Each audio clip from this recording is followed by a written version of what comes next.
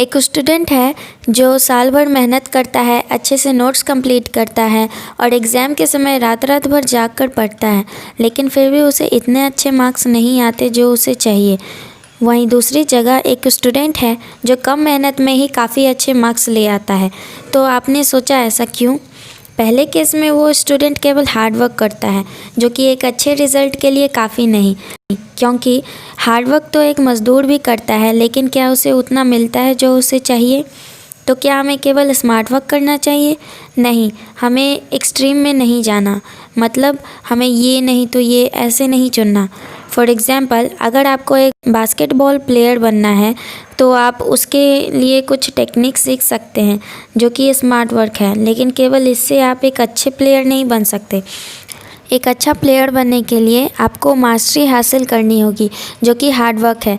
इसलिए ना ही हमें केवल स्मार्ट वर्क करना है और ना ही हमें केवल हार्ड वर्क करना है, हमें स्मार्ट हार्ड वर्क करना है। तो चलिए अब हम ये भी जान लेते हैं कि कैसे हम लोग स्मार्ट हार्ड वर्क कर सकते हैं। पहला, 80-20 प्रिंसिपल। 80-20 प्रिंसिपल को हम परेटो प्रिंसिपल भी कहते हैं, जो हर चीज़ में साइंटिफिकली अप्लाई होता है। ये प्रिंसिपल कहता है कि आपके 80% रिज़ल्ट जो आपको मिलते हैं वो बस आपको 20% कामों की वजह से ही आते हैं। फॉर एग्ज़ाम्पल, आप 80% टाइम 20% कपड़े ही पहनते हैं। दुनिया का 80% पैसा केवल 20% लोगों के पास ही है। 20% सिलेबस से ही 80% रिज़ल्ट मिलता है। आपका 80% टाइम आपके 20% कामों में जाता है, एट्सेट्रा। तो अगर आप भी एग्ज़ाम में अच्छा मार्क्स स्कोर करना चाहते हैं और वो भी कम समय में, तो आप पहले सिलेबस के उन 20% पार्ट को कवर कीजिए जिनसे आपको 80% क्वेश्चन पूछे जाते हैं। बाद में अगर समय बचता है तो आप बाकी सिलेबस को भी कवर कर सकते हैं।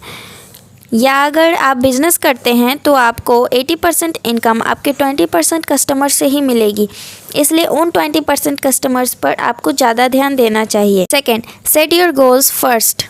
आपने ये नोटिस ज़रूर किया होगा कि जब ये डिसाइडेड नहीं होता कि आपको करना क्या है, तब आप बहुत ज़्यादा कंफ्यूज होते हैं और बेकार में ही आपका टाइम वेस्ट हो जाता है। और कभी कभी तो आपको टाइम पर काम याद नहीं आता और बाद में आपको पछतावा होता है।